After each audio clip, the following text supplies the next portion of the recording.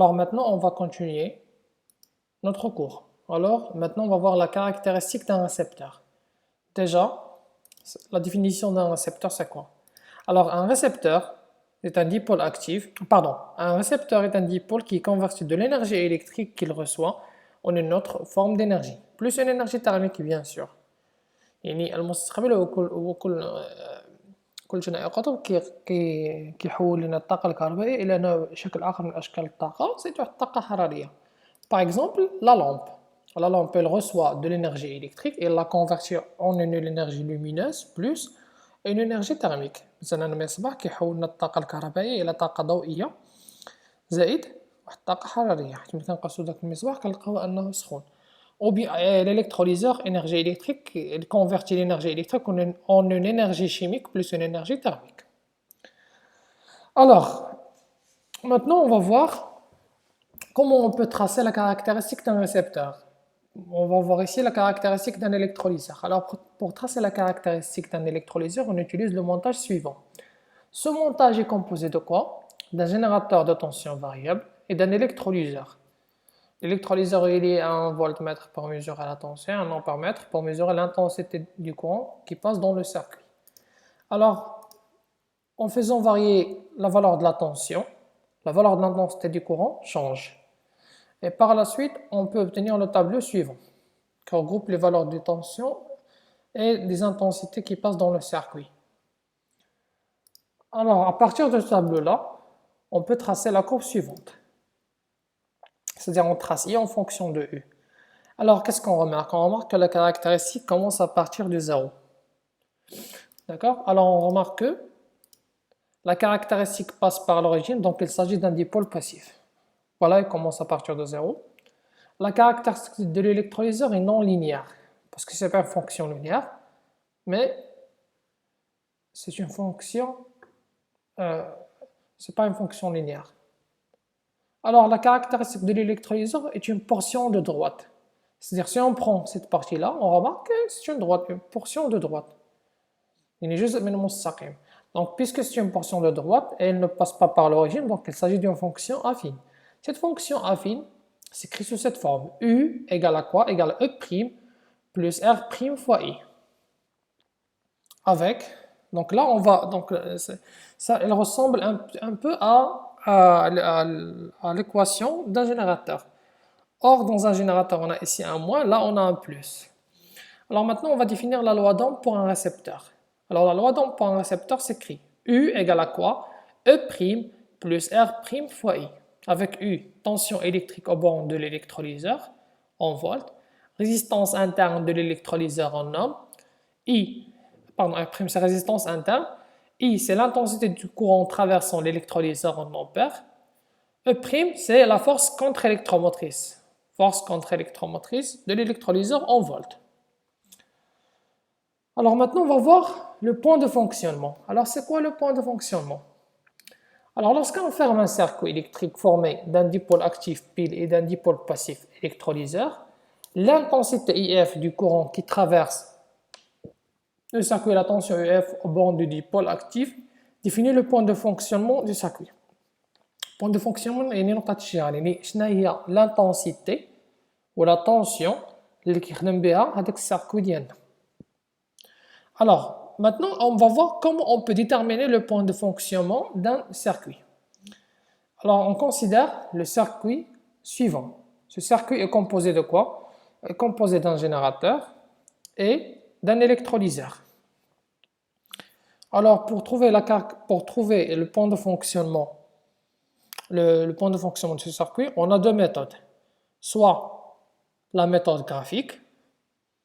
La méthode graphique consiste à quoi? On trace les caractéristiques de deux dipôles, c'est-à-dire la caractéristique du générateur qui est en bleu et la caractéristique de l'électrolyseur qui est en rouge. On remarque que les deux courbes se coupent en un point. Ce point-là, c'est le point de fonctionnement. Alors, ce point-là, notez F, de coordonnées F, IF, UF. Alors, pour trouver les coordonnées de ce point-là, graphiquement, on fait la projection sur l'axe des abscisses, c'est-à-dire pour trouver l'intensité IF, c'est dans ce cas-là, c'est 688 mA la projection sur l'axe des ordonnées, c'est-à-dire pour trouver la tension, c'est 6,5 volts. Alors, les coordonnées du point F, c'est 688 millivolts, 1 milliampère, et 6,5 volts. Alors, graphiquement, on trouve IF, c'est 688 milliampères, UF, c'est 6,5 volts. Alors, le point de fonctionnement nous permet de donner une idée sur l'intensité et la tension avec laquelle un circuit peut fonctionner. Alors maintenant, la méthode algébrique. Considérons le circuit suivant. Alors, d'après la loi d'Ohm, pour un générateur, c'est quoi la loi d'Ohm d'un générateur? C'est UPN égale à quoi? Égale 1 moins RI. Pour un récepteur, UAB égale E' plus R' fois I. Alors, à partir de la loi d'additivité des tensions, on peut retrouver les coordonnées du point de fonctionnement. Parce que ici, on a une tension UPN. Là, on a une tension UPN. Et là, une tension UAB. Et à partir de la loi d'additivité des tensions, on peut dire que UPN moins UAB égale à 0. D'où UPN égale à UAB. Alors, UPN égale à UAB. UPN égale à quoi? Égale à E moins R fois IF, parce que c'est un générateur. UAB, c'est un récepteur, alors c'est E' plus R' fois I, fois IF. Par la suite, on met le E d'un seul côté et les autres de l'autre côté. La E', on l'a fait passer de l'autre côté, ça devient moins E', égale à R' fois IF plus R fois IF. Par la suite, maintenant, on peut factoriser avec IF. Alors, après, on peut... Alors, finalement, on peut trouver que R... Par la suite, on remarque que IF se répète. Donc, on peut factoriser avec IF. On aurait F facteur de R' plus R égale à E moins E'. Et finalement, par la suite, ici, on a une multiplication. Si on fait passer R plus R' de l'autre côté, il devient une division. Donc, IF, c'est quoi? C'est E moins E' divisé par R plus R'. Alors maintenant, on donne E égale à 12 volts, E' égale à 1 volt, R c'est 8 ohms, R' aussi 8 ohms. Alors on fait l'application numérique, on remarque que on trouve la même valeur trouvée graphiquement, c'est 688 mA. Alors au point de fonctionnement, on a déjà UF, c'est la tension de fonctionnement, c'est égal à UPN égale à UAB. Alors, soit on remplace par UPN, soit on remplace par UAB, on va retrouver le même résultat. Donc UF égale à UPN égale à E moins R fois IF. Donc UF égale à quoi? Égale à E moins R fois IF. Remplaçons E par sa valeur, R par sa valeur, IF par sa valeur. On trouve que UF c'est 6,5 volts. Alors maintenant, on va voir la loi de Pouillet. Alors l'intensité I du courant traversant un cercle en série, formé de N générateurs E, I, RI, et de N récepteurs E', R', et de N conducteurs ohmiques A, donné par la loi suivante. I égale à la somme sur E, les forces électromotrices des générateurs, moins la somme des forces contre-électromotrices des récepteurs, divisé par la somme des résistances internes des générateurs, la somme des résistances internes des récepteurs, plus la somme des résistances du conducteur ohmique contenant dans un circuit. C'est-à-dire, dans le cas qu'on vient de voir ici,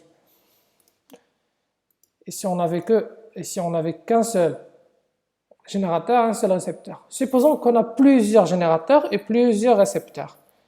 Alors, la loi de Pouillet dit que pour avoir l'intensité de courant circulant dans un circuit, c'est la somme de E des forces électromotrices dans le générateur, moins la somme des forces contre-électromotrices des récepteurs, divisé par la somme des résistances internes des générateurs, plus la somme des résistances internes des récepteurs, plus la somme des conducteurs ohmiques que contient un circuit.